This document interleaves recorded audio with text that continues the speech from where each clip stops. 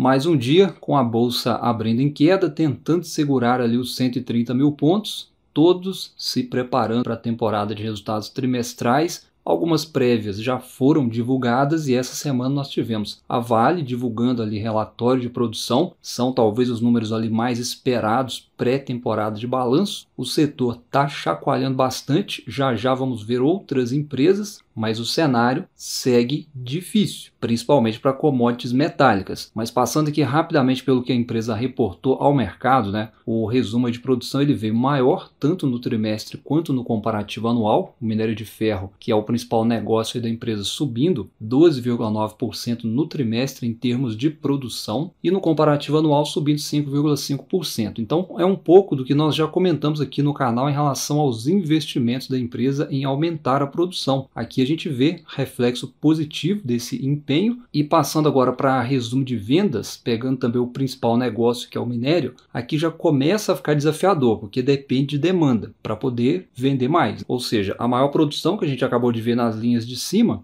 tem que casar aqui com maiores volumes de venda. E mesmo com a demanda ainda fraca na China, por exemplo, a gente observa aqui que os volumes de venda da empresa aumentaram 2,6% no trimestre e 1,6% na comparação anual, o que reforça o que nós trouxemos recentemente no vídeo de análise, onde a Vale está mirando outros mercados. Os volumes para a China têm melhorado também, além ali de outros mercados consumidores. Mas, como eu falei, né, começa a ficar desafiador porque nos preços atuais, mesmo com maior produção e volume de vendas aumentando, quem dita o resultado é o preço. E a gente chega aqui no terceiro e último destaque do relatório da empresa, né? A realização de preços. A empresa continua realizando preços abaixo dos períodos anteriores, 13,8% abaixo do ano passado e 7,7% abaixo do trimestre passado, o que significa que podemos esperar um trimestre mais fraco. O EBITDA e o lucro eles podem vir menores, né? Alguns analistas aí já apontando queda de 29% no EBITDA. Então é uma queda relevante aí que já estão esperando. Se vai cair isso tudo ou não, a gente vai saber ainda. Portanto, só para te situar aqui, né, a gente está comentando o período referente a essa queda aqui do minério. Foi esse movimento que a empresa pegou referente ao terceiro trimestre que será divulgado. Porém, o mercado já está olhando o quarto trimestre e à frente. E aí, nesse sentido, a gente já teve aqui uma recuperação de preço. Mas para a Vale sempre vai ter um porém, né? Vocês devem se lembrar do pacote de estímulos que foi anunciado recentemente, foi visto aí como o mais agressivo desde a pandemia e que fizeram o minério se recuperar. Pois é, eu até comentei brincando, né, que daqui a alguns dias eles mudavam essa narrativa aí e caía de novo. E olha só, tá aí, já aconteceu, né? Hoje, quinta-feira, minério caindo aí quase 6% na China com decepção por estímulo. Então, China tem sido assim dos últimos 2 anos para cá, tá? E aí olha que coisa, né? Tudo que a gente viu até aqui de positivo no sentido de aumento de produção, principalmente, né? E aumento de volume de vendas, isso cai por terra, porque se não tem demanda, a China segue decepcionando com os estímulos, a oferta na outra ponta, aqui com a Vale e outras mineradoras, segue aumentando, ou seja, a conta não fecha, né? Porque vai pressionar ainda mais o minério, tem mais oferta do que demanda. Ali naquela reportagem, inclusive, eles falaram, né, sobre a BHP, que é a maior mineradora de capital aberto no mundo, que também divulgou recorde de produção. Então, nesse cenário, já passa a ser ruim para preços de minério. Ou seja, para onde que vai toda essa produção? E com isso as ações vão nesse impasse, né? Esse sobe e desce. Não é à toa que abriu hoje em queda. O cenário aí para o minério não está fácil e acaba afetando outras empresas diretas aí no segmento. E nesse sentido, falando agora de CSN Mineração, nós temos também notícias aí que movimentaram as ações recentemente. Na verdade, a notícia aí mais relevante, né, vem por parte da CSN, que é controlador da CSN Mineração, onde a empresa informou que foi deliberada aí a aprovação, né, para a venda de participação minoritária de 11% na CSN Mineração. É uma potencial operação, ou seja, ainda terá que passar por aprovações das empresas envolvidas, tanto a CSN que quer vender, quanto a empresa japonesa aí que quer comprar. Então, para você que é sócio, por exemplo, de CSN Mineração, não vai mudar nada. Tá? A queda das ações aqui da CSN não é por conta disso, creio eu, tá? A empresa ela vai ter ali no fim das contas menos participação na parte de mineração, né? A CSN controladora vai vender uma parte da CSN mineração, mas para você segue da mesma forma, né? A CSN ela vai sair aqui de 79% de participação, caindo ali para uns 68% mais ou menos, ou seja, vai dividir mais uma fatia do lucro ali com a japonesa, que já é acionista da CSN e que passará a ter ali cerca de 20% de participação. Até saiu uma matéria hoje de manhã confirmando ali os preços envolvidos, com a empresa informando que o preço acertado com a empresa japonesa foi ali de 7,50 por ação, é um prêmio aí de 26% com base nas cotações atuais. Então, aparentemente vai ser uma boa venda aí que a empresa está fazendo. No mínimo, né, é necessária essa venda para fins ali de redução de alavancagem. Realmente a CSN teve uma escalada ali nos indicadores de dívida. E a gente vai ver que muito disso é pelo cenário adverso que veio se confirmando em relação a minério, em relação a preços, em relação a excedente de aço vindo da China aqui para o Brasil, em relação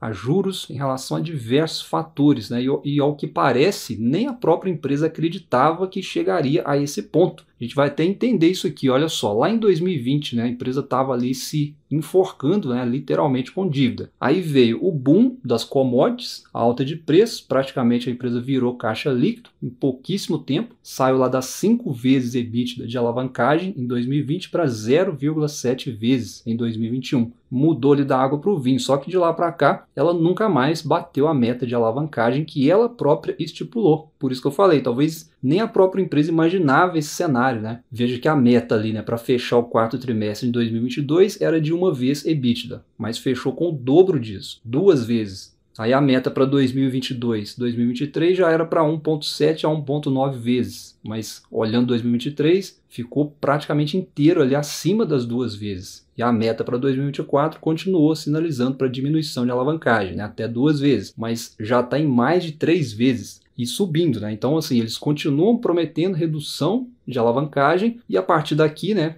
veio ali o sinal de venda de ativos, ou seja, daqui para frente ela pode começar a vender mais ativos, inclusive como foi sinalizado aqui com a possível venda de 11% da participação na CSN Mineração. Isso não é ruim, tá? É necessário, como eu falei. E por que eu estou comentando isso? Porque os sinais aqui, né, eles já eram claros que a empresa estava perdendo a mão ali com a dívida, porém o que causou essa escalada são diversos fatores, mas o principal é a queda nos preços ali dos produtos, né, especificamente minério e aço. E aí, como eu falei, né, o cenário lá atrás era tão positivo que talvez a própria empresa nem acreditasse lá em 2021 que a coisa ficaria tão difícil. E aí nesse período os investimentos vieram também se intensificando, principalmente de 2023 para cá, como a gente comentou no vídeo lá de CSN Mineração, que eu postei recentemente ali com uma breve análise, onde a empresa, por volta até ali de 2027, 2028, vai estar investindo cerca de 15 bilhões. Então é muita coisa, né? E só na parte de mineração. E a CSN tem, além disso, outros negócios para olhar, outros negócios para investir. Já já a gente vai ver. Então, num cenário de queda das commodities, aumento de juros e aumento de investimentos, veja que a empresa volta a dar prejuízo. Então, às vezes, você que está buscando boas empresas para investir e acaba olhando só aqui, por exemplo, para a CSN Mineração e acaba vendo lá, né, uma empresa com caixa líquido, mil maravilhas, muitas disponibilidades e tal, mas é bom também dar uma olhadinha para o controlador, saber ali como é que ele está das pernas. E a CSN, historicamente, nunca foi muito estável em se falando de manter os lucros, porque todos os segmentos de atuação dela são cíclicos. Dentre os negócios dela aí nós temos siderurgia, muito cíclico, né, compondo aí a maior parte da receita, inclusive, seguido ali de mineração, que também é muito cíclico, cimentos, né, que depende ali da construção civil, é cíclico, e os dois menores pesos ali no resultado, logística e energia. Então é uma empresa que tem sim um negócio bem montado, é fato, né, até integrado, podemos chamar, pela parte de siderurgia, mineração, que tem ali o apoio da logística, né, que faz toda a diferença, apesar de serem, como eu falei, segmentos cíclicos. O grande negócio da CSN, de fato, é a parte de mineração. Veja que nesse sentido corresponde ali a 60% do EBITDA, bem diferente da siderurgia, que ganha em receita, como a gente viu há pouco, porém aqui os custos, olhando para a parte de mineração, são muito menores, né? E consequentemente a margem é muito mais alta. Acaba sendo relevante aí no EBITDA essa parte de mineração por conta disso. E aí, voltando na questão alavancagem, a empresa segue prometendo redução de endividamento. Agora, para para 2,5 vezes. Porém, só com a venda aí de 11% da CSN Mineração não deve chegar. No geral, para a CSN, né, se os negócios começarem a desandar ali para a controladora, aí ela pode ter que fazer talvez outros movimentos. Hoje, para a parte de mineração, está tranquilo, mas a depender desses movimentos, é aí que está a questão. Isso lembra um pouco, né, a Gerdau, cabe até o gancho aqui para a gente comentar rapidinho, no sentido ali de fazer desinvestimentos. Eu vou até listar ela aqui, né, para a gente contextualizar, mas a Gerdau ela também passou por um processo de desinvestimentos. Foi bem no passado, mas passou, vendeu ali, né, um monte de coisa, tanto no Brasil quanto no exterior, vendeu ativos hidrelétricos, vendeu ativos na Espanha, se eu não me engano, no Chile, na Índia, e isso foi até ali por volta de 2018, né? E olhando aqui a posição financeira das duas empresas, é válido sim um comparativo, porque até 2018 eram empresas bem fracas de resultados, né? Seguiam muito ali o cenário doméstico aqui no Brasil e preços internacionais da commodity. Porém, a Gerdau acabou acertando, né, o time melhor ali dos desinvestimentos, e aí veio em seguida ali o boom das commodities, foi muito bom para as duas empresas, as duas aí ganharam muito dinheiro, porém a Gerdau se manteve líquida, reduzindo ali a alavancagem focada nas operações na América do Norte, né, principalmente Estados Unidos e Canadá, e a CSN não, muito por conta, né, dos grandes investimentos que a gente comentou, né, principalmente no braço ali de mineração, demandando investimentos. Né, ela acabou se expondo à China com o braço de mineração e aliado ao cenário doméstico ruim que a gente está vivendo, que tem penalizado muito a parte de siderurgia, acabou não permitindo aí que a empresa permanecesse ali num caminho consistente, coisa que a Gerdau conseguiu fazer. Exposição internacional, porém nem tanto assim a China, hoje é mais Estados Unidos, a China atrapalha um pouco sim para a Gerdau, mas é mais em relação ao preço da commodity, né, ao preço do minério, mas não necessariamente em demanda para a Gerdau, né, uma vez que lá nos Estados Unidos, onde ela é bastante exposta hoje em dia, tem barreiras ali mais eficientes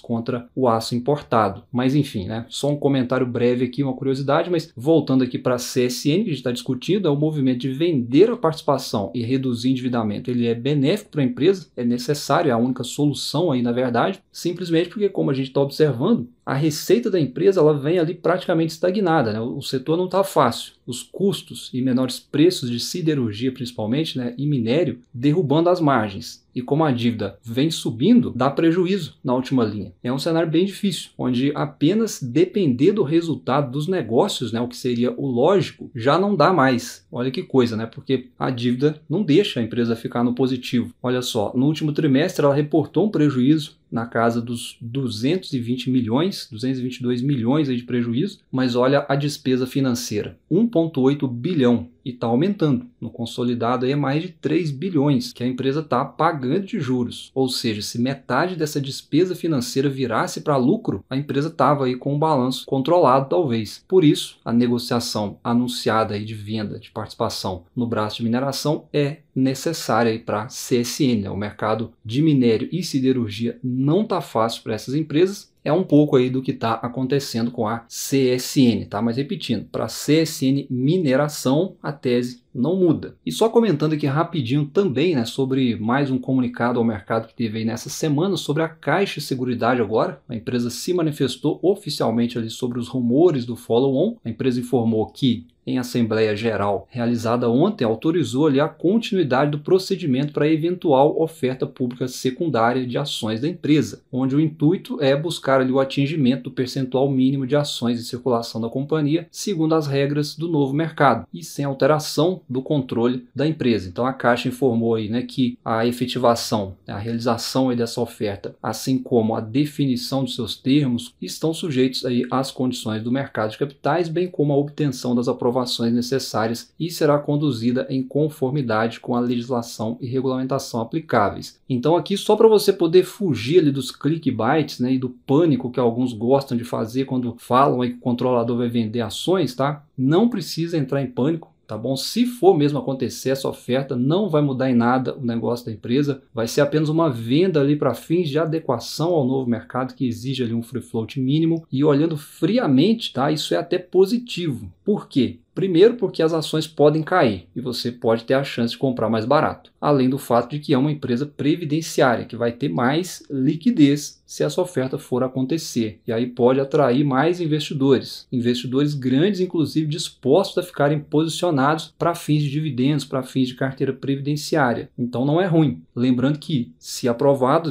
aí que nós vamos saber quais serão os termos, inclusive se será aberto a todos e quais serão ali as datas e valores envolvidos. Então, quando você ver aí algum terrorismo, algum clickbait aí com essa questão, é só lembrar, o negócio da empresa não vai mudar em nada. A única coisa que eu consigo ver com isso aqui é possibilidade de comprar mais barato as ações se acontecer. Então por hoje foi isso, mais um vídeo comentado aqui no canal, principalmente sobre essas questões relacionadas ao minério, tem sido responsável aí mais uma vez por essa queda da bolsa e com isso as commodities metálicas pressionadas por toda essa questão envolvendo principalmente a China e o cenário desafiador em relação à oferta e demanda da commodity. Se você ficou até aqui, um abraço, bons estudos e até a próxima.